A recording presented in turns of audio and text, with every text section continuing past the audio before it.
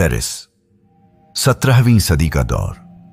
यह कहानी है एक जवान और खूबसूरत रईस मार्क्वेस de सेविग्ने की। मार्क्वेस के पास दौलत थी, जवानी थी और रुतबा था, लेकिन उसकी एक समस्या थी।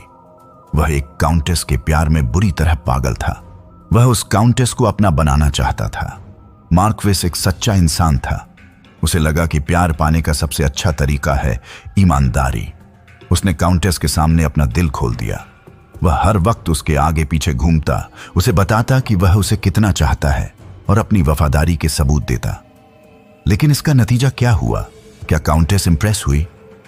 नहीं, बिल्कुल उल्टा हुआ। काउंटेस उससे बोर हो गई। उसे मार्क्वेस की यह खुली किताब वाली आदत बचकानी लगने लगी, क्योंकि जहां कोई रहस्य नहीं होता वहां कोई आकर्षण नहीं होता। काउंटेस ने मार्क्वेस को इग्नोर करना शुरू कर दिया। हताश होकर मार्क्वेस अपनी दोस्त निनो द लॉन्क्लो के पास गया।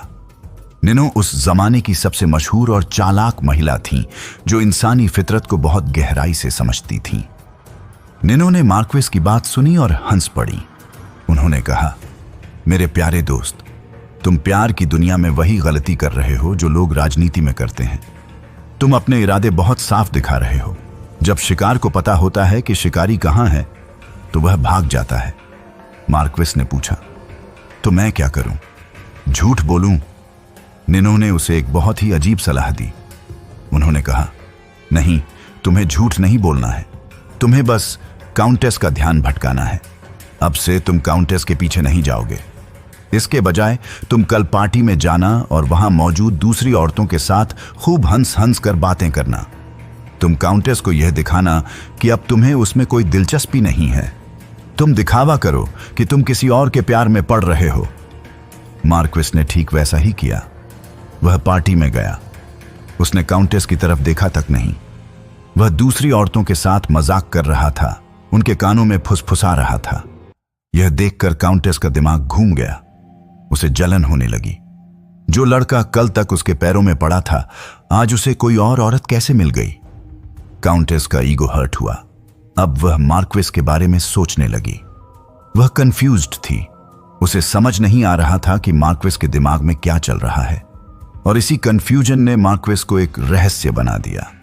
कुछ ही दिनों में बाजी पलट गई। जो काउंटेस मार्क्वेस से भाग रही थी, अब वह खुद उसका ध्यान खींचने की कोशिश करने लगी। मार्क्वेस ने अपने असली इरादे यानी काउंटेस का प्यार को एक नकली इरादे दूसरी औरतों के साथ फ्लर्ट के पीछे छिपा दिया था, और इसी धुएं के पर्दे ने उसे जीत दिला दी। स्वागत है द 48 लॉज ऑफ पावर की इस सीरीज में। आज हम बात कर रहे हैं कानून नंबर 3 की, कंसील योर इंटेंशंस। अपने इरादों को छिपा कर रखो। अगर मार्क्वेस की तरह आप भी खुली किताब बनेंगे तो लोग आपको पढ़कर रद्दी की तरह फेंक देंगे। आज रोहन यही सीखने वाला है कि जुबान का इस्तेमाल सच बोलने के लिए नहीं, बल्कि सच को छिपाने के लिए कैसे किया जाता है। रोहन का सफर जारी है। रोहन आज अपने केबिन में बैठा पसीना पोंछ रहा है। लॉ नंबर 2 का इस्तेमाल करके उसने अपने दुश्मन विक्रम को अपनी टीम में तो रख लिया था, लेकिन अब एक नई मुसीबत खड़ी हो गई है। विक्रम बहुत चालाक है। वह रोहन के हर मूव को बहुत बारीकी से देख रहा है। रोहन का असली गोल यानी उसका असली मकसद है कंपनी के सबसे बड़े क्लाइंट मिस्टर सिंघानिया के साथ एक सीक्रेट डील करना और फिर अपनी खुद की एजेंसी शुरू करना। अगर यह बात लीक हो गई तो रोहन का करियर खत्म हो जाएगा। तभी केबिन का दरवाजा खुलता है और विक्रम अंदर आता है। विक्रम की आंखों में शक है। विक्रम ने पूछा, सर, मैंने नोटिस किया कि आप पिछले 2 दिनों से मिस्टर सिंघानिया की पुरानी फाइल्स चेक कर रहे हैं। क्या हम उन्हें कोई बड़ा पिच करने वाले हैं? अगर ऐसा कुछ है तो मुझे भी लूप में लीजिए। मैं आपकी मदद कर सकता हूं। रोहन का दिल जोर से धड़कने लगा। यह एक जाल था। अगर रोहन उसे सच बता देता तो विक्रम यह बात बॉस को बता देता और रोहन नौकरी से हाथ धो बैठता। और अगर वह चुप रहता या बात टालने की कोशिश करता तो विक्रम का शक यकीन में बदल जाता कि जरूर कुछ गड़बड़ है। रोहन हकलाने लगा। उसने कहा, नहीं, वो तो बस रूटीन चेक था। तुम जाओ, अपना काम करो। विक्रम कमरे से बाहर तो निकला, लेकिन उसके चेहरे पर एक मुस्कान थी। उसे पता चल चुका था कि रोहन कुछ छिपा रहा है। विक्रम अब जासूस बन चुका था। रोहन ने तुरंत अपनी मेंटर अनन्या को कॉल मिलाया। रोहन ने कहा, अनन्या, मैं फंस गया हूं। विक्रम को शक हो गया है। मुझे लगता है मुझे उसे सब बता देना चाहिए ताकि वह मुझ पर भरोसा करे और मेरी जासूसी बंद करे। अनन्या की आवाज सख्त थी। उसने कहा, बेवकूफी मत करना रोहन। अगर तुमने अपना असली मकसद बता दिया तो तुम्हारे हाथ से पावर चली जाएगी। लेकिन चुप भी मत रहना। रोहन ने पूछा, तो क्या करूं? अनन्या ने समझाया, लॉ नंबर 3 कहता है कि अपने इरादे चुप्पी से नहीं बल्कि ढेर सारी बातें करके छिपाओ, लेकिन वो बातें तुम्हारे असली मकसद के बारे में नहीं होनी चाहिए। रोहन, लोगों का दिमाग एक बार में एक ही चीज पर फोकस कर सकता है। अगर तुम चुप रहोगे तो तुम रहस्यमयी लगोगे और लोग तुम्हें शक की नजर से देखेंगे। इसके बजाय अपने एक नकली गोल, जिसे रेड हेरिंग कहते हैं, उसके बारे में इतनी बातें करो, इतना जोश दिखाओ कि विक्रम को लगे कि वही तुम्हारा असली मिशन है। कीरकेगार्ड ने सही कहा था कि दुनिया धोखा खाना चाहती है।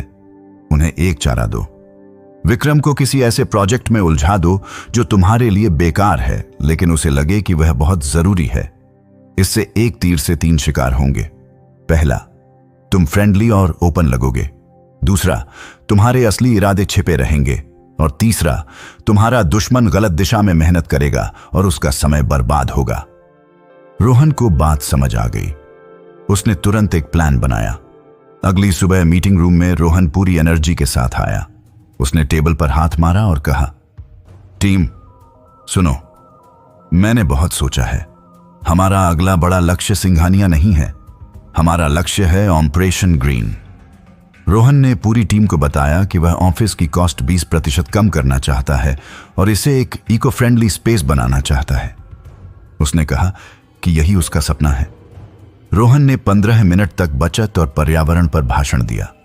यह उसका असली गोल था ही नहीं, यह बस एक नाटक था। लेकिन वह बोलते वक्त इतना ईमानदार और भावुक लग रहा था कि किसी को शक नहीं हुआ। विक्रम, जो बहुत ध्यान से सुन रहा था, उसने सोचा, अच्छा तो यह है इसका प्लान। यह मैनेजमेंट को इंप्रेस करने के लिए कॉस्ट कटिंग कर रहा है। सिंघानिया वाली फाइल तो बस ऐसे ही देख रहा होगा ताकि बजट कम कर सके। विक्रम खुश हो गया। उसने कहा, सर, यह तो बहुत बढ़िया आइडिया है। मैं आज ही ऑपरेशन ग्रीन की रिपोर्ट बनाने में लग जाता हूं। रोहन ने मुस्कुराते हुए कहा, बिल्कुल विक्रम, मुझे तुम पर भरोसा है। इस प्रोजेक्ट को लीड तुम करोगे। अगले 1 हफ्ते तक विक्रम पागलों की तरह ऑपरेशन ग्रीन पर काम करता रहा। वह कागज बचाने और बिजली बचाने की रिपोर्ट्स बनाता रहा। वह यह साबित करने में लगा था कि वह रोहन का वफादार है। इधर रोहन को फ्री टाइम मिल गया। विक्रम का ध्यान पूरी तरह भटक चुका था। रोहन ने चुपचाप मिस्टर सिंघानिया के साथ अपनी मीटिंग्स की। उसने डील फाइनल की, पेपर साइन किए और ऑफिस में किसी को कानों कान खबर नहीं हुई। रोहन ने अनन्या को मैसेज किया, विक्रम अभी भी पेपर सेविंग पर प्रेजेंटेशन बना रहा है और मैंने अपनी लाइफ सेविंग डील साइन कर ली है। लॉ नंबर 3 काम कर गया। देखा आपने? रोहन ने झूठ नहीं बोला। उसने बस सच को एक धुएं के पर्दे के पीछे छिपा दिया। उसने एक सीधा साधा इंसान होने का नाटक किया। सीख बहुत साफ है। अगर आप चाहते हैं कि लोग आप पर शक न करें तो अपने नकली प्लान्स के बारे में खुलकर बात करें। अपनी छोटी छोटी कमजोरियां बता दें। जब आप खुले दिखते हैं तो लोग अपनी रक्षात्मक ढाल नीचे कर देते हैं और तभी आप अपनी असली चाल चलते हैं। रोहन अब एक बेहतरीन खिलाड़ी बन रहा है। उसने बॉस को जीता, दोस्त को हटाया और दुश्मन को भटका दिया। लेकिन अपनी जीत की खुशी में रोहन एक गलती कर रहा है। वह शायद अपनी होशियारी के नशे में जरूरत से ज्यादा बोल रहा है। पावर का अगला नियम लॉ नंबर 4 कहता है, always say less than necessary. जरूरत से कम बोलो, क्योंकि एक गलत शब्द और रोहन का बना बनाया खेल बिगड़ सकता है। क्या रोहन अपनी जुबान पर लगाम लगा पाएगा या उसकी एक लाइन उसे भारी पड़ेगी? जानने के लिए अगला एपिसोड देखना मत भूलना, क्योंकि अब रोहन का सामना एक ऐसे खतरे से होगा जिसे वह बातों से नहीं सुलझा सकता। सब्सक्राइब कीजिए। रोहन के साथ किंग बनने का सफर जारी है।